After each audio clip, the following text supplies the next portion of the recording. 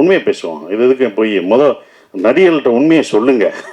எவ்வளோ ஓடி இருக்குன்னு சொல்லுங்க. ஏன் மறைக்காதீங்க. எவ்வளோ ஓடி இருக்குன்னு சொன்னாதான் யாரும் சம்பளம் ஏற்ற மாட்டாங்க, யாரும் எதுவும் பண்ண மாட்டாங்க, உண்மையாக இருப்பாங்க.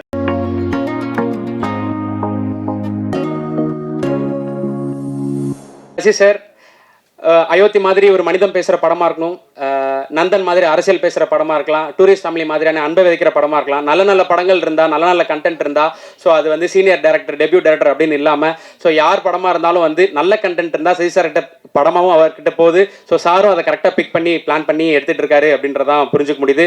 ஸோ தர்மதாஸ்ன்ற கேரக்டர் மூலிமா ஏற்கனவே சசி சாரை வந்து நமக்கு ரொம்ப பிடிக்கும். ஸோ இப்போ இன்னும் ரொம்ப பிடிக்கும் அப்படின்ற மாதிரியான விஷயமா ஆயிருக்கு. ஸோ ஏற்கனவே வழக்கமாக சொல்கிற மாதிரி டூரிஸ்ட் ஃபேமிலி குடும்பத்துடைய குடும்ப தலைவன் சசிகுமார் என்கின்ற தர்மதாஸ் அவர்களை அன்போடு பேச அழைக்கிறேன்.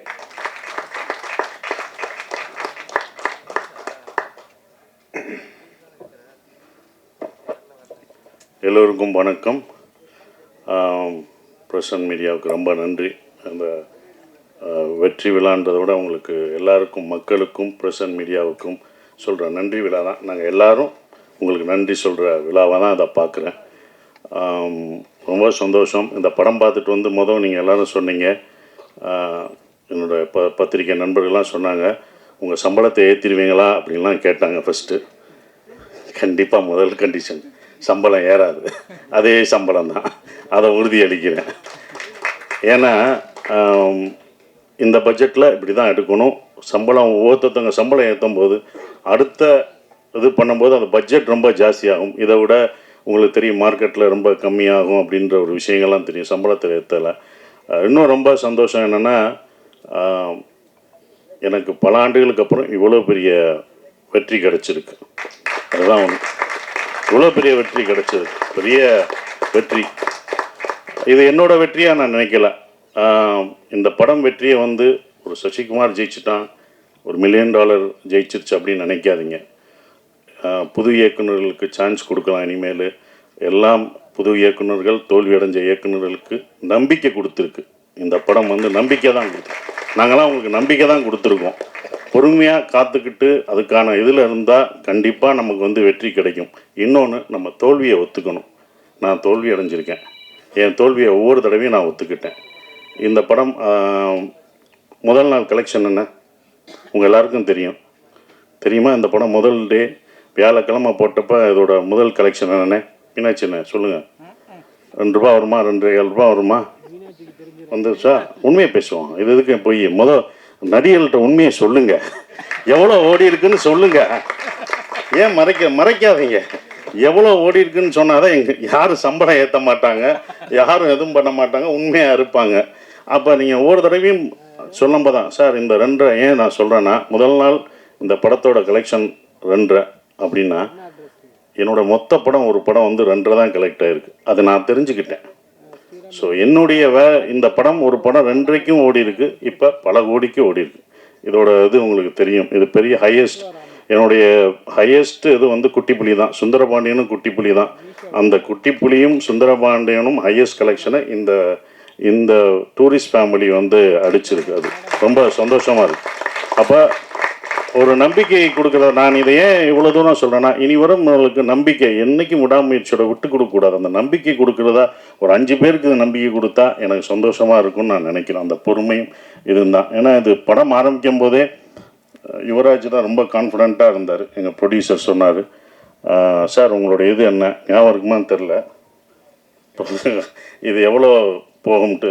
சார் உங்கள் இதை கண்டிப்பாக இந்த படம் மேலே என்னோட நம்பிக்கை வச்சது இந்த ப்ரொடியூசர்ஸ் 2 பேரும் தான். அவங்க தான் இது மேலே ரொம்ப நம்பிக்கை வச்சாங்க. சார் இது நல்லா வரும் சார். எனக்கு சுந்தரபாண்டியன் உங்களை எப்படி எல்லாருக்கும் பிடிச்சதோ, சின்ன பசங்கள்லேருந்து வயசானவங்க வரைக்கும் உங்களுக்கு எப்படி பிடிச்சதோ, இந்த படத்தில் வர தர்மதாஸ் கேரக்டர் எல்லாருக்கும் பிடிக்கும் சார்னு தேட்டரில் போய் பார்க்கும்போது அதை உணர்ந்தோம். ஒவ்வொரு தேட்டரும் படும்போது மக்கள் வந்து ரொம்ப நாளைக்கு அப்புறம் குடும்பமாக ஒரு தேட்டரில் வந்து படம் பார்க்குறேன். எல்லாம் ஓடிடியில் இருக்காங்க, வீட்டில் இருக்காங்கன்னு நினச்சிட்டு இருந்தோம். நல்ல படம் கொடுத்தா அவங்க வர்றாங்கன்றது இப்போ தெரிஞ்சுக்கிட்டேன். நான் தெரிஞ்சுக்கிட்டேன், இது எனக்கு தான். அப்போ எல்லோரும் தெரிஞ்சுக்கணுங்க. அப்போ ஃபேமிலியாக வர்றாங்க, ஏன்னா இவ்வளோ வர்றாங்க அப்படின்னும் போது அவங்க நல்ல படம் இந்த மாதிரி குடும்பத்தோடு ஒரு படம் பார்க்கலான்ற நம்பிக்கை கொடுத்துருக்கு. ஒரே மாதிரி படம் பண்ண வேணாம், டிஃப்ரெண்ட்டாக படம் பண்ணலாம், ஜானர் ஆஃப் படம் பண்ணலாம் அப்படின்ற ஒரு நம்பிக்கையை வந்து இந்த படம் கொடுத்துருக்காதான் நான் நினைக்கிறேன். இப்போ வரைக்கும் ஃபேமிலி தேட்டருக்கு வந்துக்கிட்டே இருக்காங்க. பெரிய குடும்பம் என்றைக்குமே அப்போ இருந்து இப்போ இருந்து ஒரு விஷயம் இருக்குது. ஏன்னா நாங்களும் தேட்டர் வச்சுருக்கோம். அந்த தேட்டர் கவுண்டர் பின்னாடி நான் உட்காந்துருக்கும்போது லேடிஸ் கவுண்டர்லாம் கூட்டம் வரும், பயங்கரமாக இருக்கும், கூட்டங்களாக நிற்கும். நாங்கள் சின்ன வயசில் உட்காந்து பார்க்கும்போது பார்ப்போம். அப்போ டிக்கெட்டில் உள்ளவங்களாம் சொல்லுவாங்க, எந்த படம் பெண்களுக்கு பிடிச்சி தாய்மார்களுக்கு பிடிக்கிற படங்கள்லாம் சூப்பர் ஹிட் ஆகும் அப்படின்னு அப்போ இருந்து சொல்லுவாங்க. அது இப்போ வரைக்கும் அது நடந்துக்கிட்டு தான் இருக்குது. அதனால தாய்மார்களின் பேராதவருடன் அப்படின்னு ஒன்று போஸ்ட் அடிப்பாங்க. ஸோ அவங்களுக்கு பிடிச்சிச்சுன்னு வச்சுக்கோங்களேன், ஃபேமிலியாக வருவாங்க. 5 பேர் வர மாட்டாங்க, ஒரு குடும்பமே வரும். ஒரு குடும்பத்துக்கு பிடிச்சிச்சுன்னா வரும், ஒரு பசங்களுக்கு படம் பிடிச்சிச்சுன்னா அவ்வளோ பேர் வரும். ஸோ அப்படி இந்த படத்தை இவ்வளோ அழகாக ரீச் பண்ணி கொண்டு போன இந்த கம்பெனிக்கு நான் என்னுடைய வாழ்த்துக்களை தெரிவிச்சுக்கிறேன். அப்புறம் அபி எங்களுடைய டைரக்டர், நான் இவ்வளோ நல்லா நடிச்சிருக்கேன் அப்படின்னு சொன்னது அப்படி காரணம், முக்கியமான காரணம் நல்லா நடிச்சிருக்கேன்னா என்னோடய பாடி லாங்குவேஜ் எல்லாம் மாறி இருக்குன்னா அது அபி தான், டைரக்டருக்கு தான் போயிடுச்சு. ஒவ்வொரு விஷயம் பார்த்து தான் சொல்லுவேன், இது எப்படி பண்ணுவேன் அப்படின்றது. அந்த கையை வச்சுன்னு சொல்லுவேன். நமக்கு பொண்ணு இருக்கோ அது அவரோடது தான், இன்னொரு தடவை பொண்ணு அதை நல்லா பண்ணி இன்னொரு தடவை நமக்கு பொண்ணு இருக்கோ அப்படின்னு இப்போ எல்லாம் வந்து சொல்லும்போது அது அபியோட ஸ்டைலை தான் நான் பிடிச்சேன். ஸோ அபி, தேங்க்யூ. இப்படி ஒரு நல்ல படத்தை எனக்கு கொடுத்ததுக்கு நான் நன்றி சொல்லணும். நீங்கள் எனக்கு நன்றி சொல்லிட்டீங்க, நான் உனக்கு நன்றி சொல்லணும். ஏன்னா ஒரு ஸ்கிரிப்ட் எழுதுறதுக்கு வயசு முக்கியம் இல்லை, அதை நிரூபிச்சுட்ட நீ எல்லாருக்கும் ஒரு ரோல் மாடலாக இருக்க. இனி உன்னுடைய அடுத்த படம் தான் ரொம்ப கஷ்டமானதாக இருக்கும். ஏன்னா முதல் படம் சுப்பிரமணியம் முடிச்சு 2வது படம் என்ன பண்ணணும்னு நமக்கு தெரியாது. அந்த அனுபவத்தை சொன்னேன் கேர்ஃபுல்லாக. அதையும் முதல் படமாக என்னென்ன முதல் படத்தில் என்ன எதிர்பார்த்தவங்களோ அதை கொடுத்துரு. நம்ம புதுசாக போகணுன்னு அது பண்ண முடியாது. ஸோ உன்னுடைய அடுத்த படம் உனக்கு வந்து இதை விட ஒரு பெரிய நடிகர் உனக்கு வரலாம், இன்னும் பெரிய நடிகர்கள் உனக்கு வருவாங்க, பெரிய ப்ரொடக்ஷன் வரும், பெரிய காசு வரும். ஆனால் கரெக்டான படத்தை மட்டும் எடுத்துரு, அதுதான் ஒன்று. கரெக்டான படத்தை மட்டும் எடுத்துரு. ஏன்னா இன்னும் எல்லா கண்களும் உன் மேலே தான் வாட்ச் பண்ணுவாங்க. அடுத்து உனக்கு ரொம்ப இதுக்கு பொறுமையாக நல்ல ஸ்கிரிப்ட் பண்ணி ஜெயிச்சிரு. உன் அடுத்த வெற்றிக்காக நாங்கள் இன்னும் மாவலோடு காத்துக்கிட்டு இருக்கோம். அது நீ ஜெயிக்கணும் அப்படின்ற ஒரு விஷயம். சிம்ரன் மேடம் ரொம்ப சந்தோஷம். உங்கள் படங்கள்லாம் அவ்வளோ ரசித்து பார்த்தோம். சிம்ரன் வல்லையான்னு அடுத்த நான் வெற்றி விழாவில் கூட்டு வரேன்னு சொன்னேன். அதே படம் வெற்றியும் அடைஞ்சது, உங்களை கூட்டு வந்துட்டேன். ரொம்ப சந்தோஷம். நீங்களாக தான் வந்துட்டீங்க, கூட்டு வந்துட்டோம்னா கூட்டு வர போகிறாங்க, நீங்களாக வந்துட்டீங்க, அது எங்களுக்கு சந்தோஷம். ஆனால் அப்போ அது ரொம்ப சந்தோஷம் மேடம். அவங்களோட ஒர்க் பண்ணது எனக்கு ரொம்ப சந்தோஷமான ஒரு தருணமாக இருந்தது. நம்ம இப்போ வந்தது பெண்ணா வானவில் தானான்னு பூமியிலே பூ பறிக்கும் தேவனான்னு தேட்டரில் பார்த்துருப்போம். துள்ளாத மனம் துள்ளில் அவங்கள அப்படி ரசித்து பார்த்துருப்போம். அவங்க நம்ம செட்டுக்கு வர்றதே எங்களுக்கு எப்படி இருக்குன்னு பார்த்துக்கோங்க, அந்த மாதிரி தான். ஸோ அவ்வளோ அந்த சீனியாரிட்டி அதெல்லாம் எதுவுமே கிடையாது. அவங்க அவ்வளோ அழகாக பர்ஃபார்மன்ஸ், அவங்கள அவ்வளோ பர்ஃபார்மன்ஸ் படம் பார்த்துருக்கோம். வாலியாக இருக்கட்டும் சரி, பஞ்சதந்திரமாக இருக்கட்டும், அவ்வளோ பர்ஃபார்மரான ஒருத்தவங்க. அவங்கள நாங்கள் வந்து நல்லா பார்த்துக்கணுன்ற ஒரு இதுதான் இருந்தது. அவங்கள மரியாதை, அவங்களோட உழைப்புக்கு நம்மளுடைய தமிழ்நாட்டில் வந்து நம்ம தமிழை கற்றுக்கிட்டு அவங்க தமிழ்நாட்டில் அப்படி இவ்வளோ படங்கள் பண்ணியிருக்காங்க. அவங்களுக்கு நம்ம எவ்வளோ ரெஸ்பெக்ட் கொடுக்கணும் அப்படின்றதான் எனக்கு செட்டுக்குள்ளே ரொம்ப இருந்தது. அது எல்லாருமே நாங்கள் கொடுத்துருக்கோம். உங்களுக்கு அவ்வளோ மரியாதையாக கொடுத்து உங்களை ஒரு ராணி போல் பார்த்துருக்கோன்ற நம்பிக்கை எங்களுக்கு இருக்குது. அது உண்மையானதை நீங்கள் தான் சொல்லணும். Thank you madam. அதுதான் அப்படி. ஆனால் அவங்கள அவ்வளோ பார்த்துக்கிட்டோம் நாங்கள் எல்லாருமே, யூனிட் எல்லாமே பார்த்துக்கிட்டது எல்லாமே. Thank you madam. உங்களோட ஒர்க் பண்ணதுக்கு எனக்கு ரொம்ப சந்தோஷம்.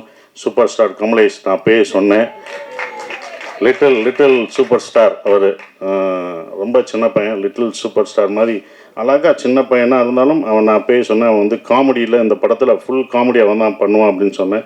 ஸோ அந்த என்டர்டெயின்மெண்ட் எங்கே போனாலும் கமலேஷை கேட்டுட்ருக்காங்க. இந்த மாதிரி படம் உனக்கு இன்னொன்று கிடைக்குமான்னு தெரில, சூப்பராக பண்ணிட்டீங்க. அப்புறம் யோகலட்சுமி, சௌந்தர்யா, இவங்கெல்லாம் நடித்தது ரொம்ப சந்தோஷம். ஸ்ரீஜாமா வரல, அவங்க பொண்ணு வந்திருக்காங்க, அவங்களுக்கும் என்னுடைய வாழ்த்துக்களை தெரிவிச்சுக்கிறேன். பாஸ்கர் சார், குமரவேல் சார், எல்லாருமே பக்ஸ் எல்லாம் பிரமாதமாக நடிச்சிருக்காங்க. எல்லா கேரக்டரும் இருந்தது. எல்லாம் என்கிட்ட கேட்கும்போது வந்து ஒரே ஒரு கேள்வி தான் கேட்டாங்க, எப்படி சார் நீங்கள் ஹீரோ நடிக்கிறீங்க, இத்தனை பேர் இவ்வளோ கேரக்டர் நடிக்க விட்றீங்க, இவ்வளோ பேர் நல்லா நடிச்சிருக்காங்க, இவ்வளோ பேருக்கு ஸ்பேஸ் தர்றீங்க அப்படின்னாங்க. முதல் காரணம் நான் டைரக்டராக இருந்தேன், அதனால் அது டைரக்டர் பாயிண்ட் ஆஃப் வியூவில் பார்த்தேன். நான் ஒரு நடிகராக இருந்தால் கொடுத்துருப்பேனான்னு தெரில. 2வது பாயிண்ட்டு, இந்த கதையில் வந்து தர்மதாஸ் அம்மாவாக இருந்தான். அந்த அம்மா தான் எல்லாருக்கும் சோறு ஊட்டி விடுற மாதிரி, இந்தா நீ சாப்பிடுன்னு எல்லாருக்கும் கொடுத்துட்டு கடைசி நான் சாப்பிட்டுக்கிட்டேன். அதனால தான் எனக்கு அவங்க சாப்பிட்டது போக எனக்கு அது கடைசி எனக்கு பேர் கிடைச்சது. அது இவங்கெல்லாம் அதெல்லாம் தூண் மாதிரி பிடிச்சி நின்னாங்க. ஸோ அவங்க எல்லாருக்கும் நன்றியை தெரிவிச்சுக்கிறேன். இந்த படம் எனக்கு வந்து கொடுத்தது வந்தது சந்தோஷ், திங்க் மியூசிக் சந்தோஷம், சரவணம், இரா சரவணம்னு சொன்னாங்க. ஸோ அதுக்கு அவருக்கு சந்தோஷத்துக்கு நான் நன்றியை தெரிவிச்சுக்கிறேன். ஒவ்வொரு விஷயத்துக்கும் அவங்க வருவாங்க. எங்களோட சுப்பிரமணியபுரத்துலேருந்து ட்ராவல் பண்ணுறாரு. ஸோ இப்படி ஒரு படத்தை கொடுத்து தேங்க்யூ சந்தோஷ். அப்புறம் எடிட்டர் எல்லாருக்கும் என்னோடய காஸ்டியூம் நல்லா பண்ணமா, அந்த தர்மதாஸ் காஸ்டியூம் நல்லா இருந்துச்சு. என்னடா கட்டம் போட்டது, என்னடா கிரே கலராக கொடுக்குறாங்க. நாங்கள் அப்போ அதுக்கு ஒரு காரணம் சொன்னாப்புல, சார் கிரே நீங்கள் வேலை கிடைக்கிற வரைக்கும் கிரே போடுவீங்க, அதுக்கப்புறம் வேலை கிடைச்சோன்னே வேறு மாறுவீங்கன்னு சொன்னீங்க. அந்த போஸ்டரே அந்த காஸ்டியூமே உங்களுக்கு ரொம்ப அதான் அந்த டிசைன்ஸ் ரொம்ப பிடிச்சது. நான் ஆரம்பத்திலே சொன்னேன், இந்த படம் வந்து உலக தமிழர்கள் மட்டும் இல்லை, உலக லெவலில் இந்த படம் பெரிய வெற்றி அடையும்னு நான் சொன்னேன். கண்டிப்பாக உலகத்தில் எல்லா பேரும் அவ்வளோ ரசித்து பார்க்குறாங்க. அந்த ஈழத்தமிழ் பேசின விஷயத்த அண்ணா அப்படின்னு அவ்வளோ இது பண்ணுறாங்க. நீங்கள் எப்போனா எங்கள் ஊருக்கு வருவீங்க எல்லாம்னு கேட்டுட்ருக்காங்க.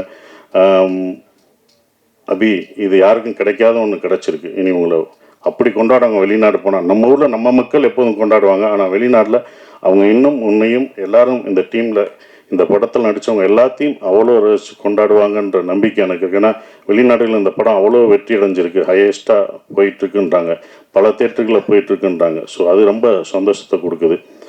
மறக்க முடியாத ஒரு விஷயமா இருக்குது. எல்லாருக்கும் நன்றி சொல்லிட்டேன். ஷான், நாங்கள் 2 பேரும் நிறைய தடவை ட்ராவல் பண்ணியிருக்கோம்.